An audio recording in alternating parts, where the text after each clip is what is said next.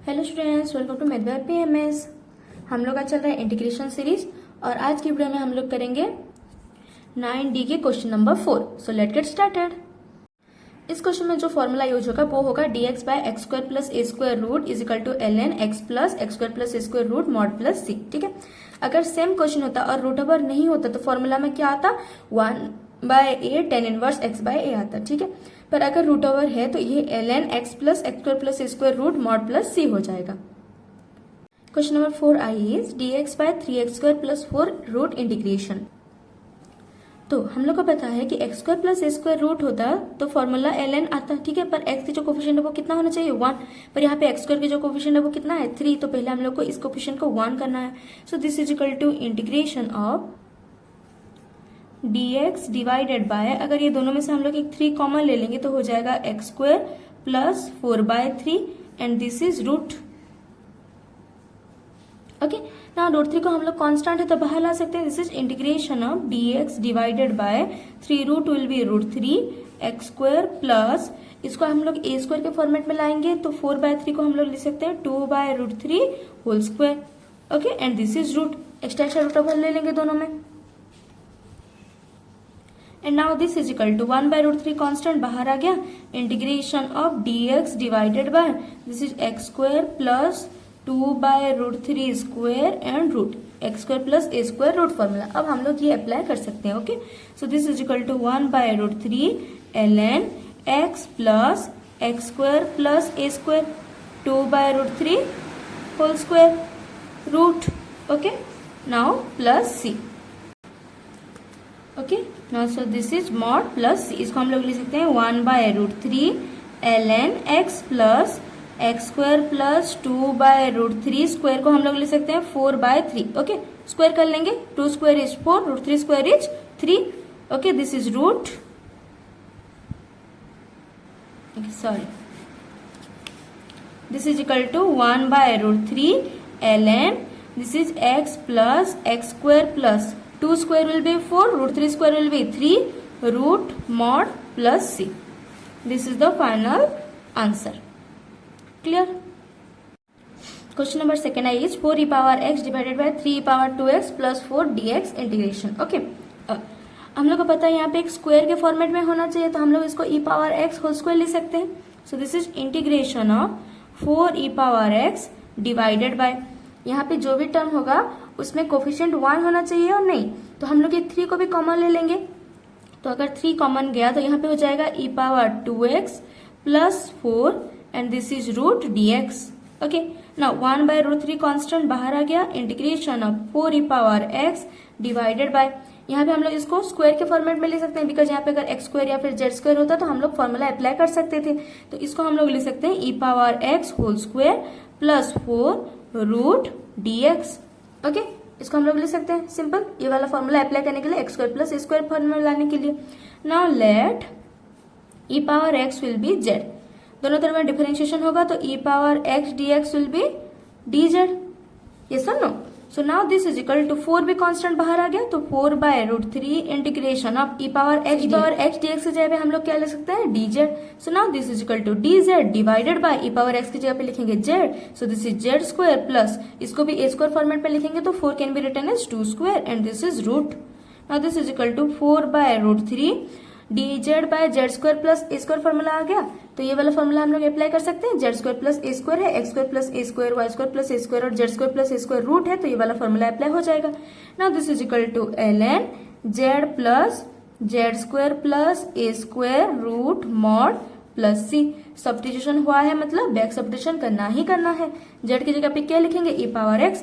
Now this is equal to 4/√3 ln e power x plus e power x square plus 2 square will be 4 root mod plus c. अब e power x square will be e power 2x, so this is 4/√3 ln e power x plus e power 2x plus 4 root mod plus C. This is the final answer. समझ में आ गया। Question number 3 is dx by x into ln x square plus 8। Okay, अब integration में हम लोग को पता है जिसका डिफरेंशिएशन हम लोग को दिख रहा है उसको हम लोग सब्स्टिट्यूशन लेंगे। So ln x differentiation will be 1/x।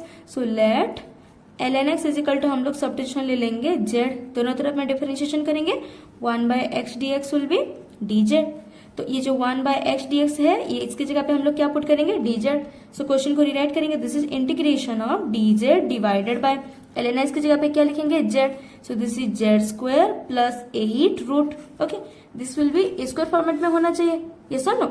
इसको हम लोग ए स्क्वायर फॉर्मेट में लिखेंगे। So this is integration of dz divided by this is z square plus 8 को क्या लिख सकते हैं 2√2 square. So this is 2√2 square and whole root. Okay, this is x square plus A square format. इसको हम लोग डायरेक्ट फॉर्मूला अप्लाई कर सकते हैं और हम लोग को सबको पता है 8 is 2√2 whole square. Okay, now this is equal to ln z plus z square plus 2√2 square root mod plus c, ln x plus x square plus A square root mod plus c. यही तो होता है formula, पर substitution हुआ है मतलब back substitution करना पड़ेगा। z की जगह पे क्या लिखेंगे ln x। So this is equal to ln x plus ln x whole square plus 2√2 square will be 8 root mod plus c. This is the final answer. Simple. Question number I B is d theta by sin square theta into cot square theta plus 2 root. Okay. Now ये जो cot square theta है हम लोग को पता है, अगर cot theta को हम लोग जेड ही मानना पड़ेगा या फिर टी भी मानना पड़ेगा, क्योंकि यहाँ पे एक्स स्क्वायर प्लस ए स्क्वायर फॉर्मेट होता तो हम लोग कुछ हद तक फॉर्मूला अप्लाई कर सकते थे। ठीक है, तो हम लोग को एक्स स्क्वायर प्लस ए स्क्वायर फॉर्मेट में चाहिए, तो हम लोग क्या करेंगे कॉट थीटा को हम लोग जेड मान लेंगे। ठीक है, और कॉट थीटा की जो डिफरेंशिएशन आएगा वो क्या होगा माइनस कोसेक स्क्वायर थीटा आएगा। तो 1 जो साइन स्क्वायर थीटा है इसको हम लोग ऊपर लेकर के न्यूमरेटर में लेकर के कोसेक स्क्वायर थीटा लिख सकते हैं। So now this is integration of cosec square theta. कहां से है cosec square theta, 1/sin square theta will be cosec square theta into D theta divided by this is cot square theta root plus 2। Okay, clear यहां तक। Now अगर हम लोग यहाँ पे कॉट थीटा को जेड मान रहे हैं तो दोनों तरफ में डिफरेंशिएशन होगा, minus cosec square theta D theta will be dz।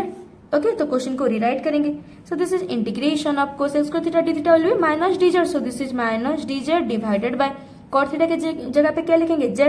So this is z square plus ये क्या होना चाहिए ए स्क्वायर, पर यहाँ पे क्या है 2 है तो इसको हम लोग √2 होल स्क्वायर लिख सकते हैं। So this is finally z square plus A square. अब हम लोग फॉर्मूला अप्लाई कर लेंगे, माइनस तो कांस्टेंट बाहर आ गया, this is ln z plus z square plus √2 square root mod plus C. This is the answer, but हम लोग को सब्स्टिट्यूशन हुआ है मतलब बैक सब्स्टिट्यूशन करना पड़ेगा। जेड की जगह पे क्या लिखेंगे cot theta, then answer is over.